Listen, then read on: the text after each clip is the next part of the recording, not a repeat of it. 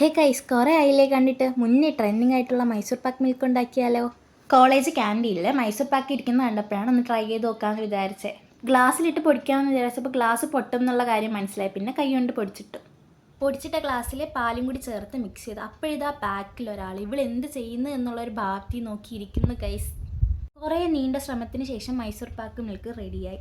First ഞാൻ തന്നെ കുടിച്ച് നോക്കാമെന്ന് വിചാരിച്ച് കുടിച്ച് നോക്കി ഗൈസ്. ഒരു പായസത്തിൻ്റെയൊക്കെ ടേസ്റ്റായിരുന്നു. കുടിച്ചിട്ട്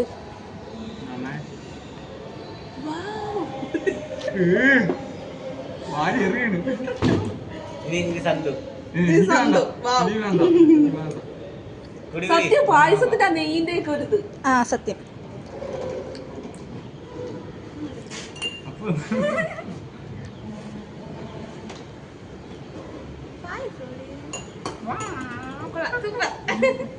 എന്തോ ഞാൻ ഉണ്ടാക്കിയതായോണ്ടാവാം എല്ലാവരും പേടിച്ചാണ് കുടിച്ചത്. പിന്നെ ലാസ്റ്റ് ഞാൻ തന്നെ ഫുള്ള് കുടിച്ച് തീർത്ത് ഗൈസ്.